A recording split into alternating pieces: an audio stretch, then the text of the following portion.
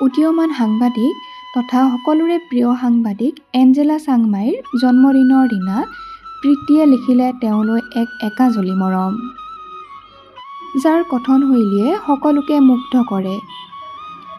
উদীয়মান সাংবাদিকগৰাকীৰ কথোপকথন সকলোৰে মাজত জনপ্ৰিয়। সাংবাদিকগৰাকীক সামাজিক মাধ্যমত শুভেচ্ছা জনালে বহু শুভাকাংক্ষীয়ে, যাৰ শব্দৰ পৰশত এক নতুন শোভাৰ সৃষ্টি কৰে। বেলেগতকৈ অলপ বেলেগ, ভিন্ন তথা ব্যতিক্ৰমী। আপোনালোক বাৰু কাৰ কাৰ প্ৰিয় এঞ্জেলা চাংমাই কমেণ্ট বক্সত কমেণ্ট কৰি জনাবচোন। লগতে যিসকলে তেওঁৰ কথোপকথনশৈলী ভাল পায় তেওঁলোকে প্লিজ এটা লাইক কৰি দিব। নিজ কন্যাক লৈ গৌৰৱ কৰে প্ৰীতিয়ে।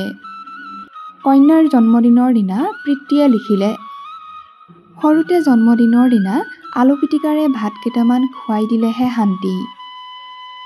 এতিয়া ডাঙৰ হ'লা, সকলোবোৰ নিজেই সমাধা কৰিব পৰা হৈছা। তথাপি বিশেষ সমস্যাবোৰ তোমাৰ পিতাইলৈ ঠেলি দিয়া। ভগৱানক শতবাৰ ধন্যবাদ তোমাৰ দৰে পুত্ৰী আমাৰ জীৱনলৈ আগবঢ়াই দিয়াৰ বাবে। মোৰ গোসানী মনৰ হেঁপাহেৰে সুখী হোৱা। ভগৱান মংগলময়। সততা আৰু মানৱতা কেতিয়াও নেৰিবা। জন্মদিনৰ শুভেচ্ছা, মৰম আৰু আশীৰ্বাদেৰে তোমাৰ আপুতি। উদীয়মান সাংবাদিক এঞ্জেলা চাংমাইলৈ এনেদৰেই লিখিলে প্ৰীতি বিনন্দ চাংমায়ে।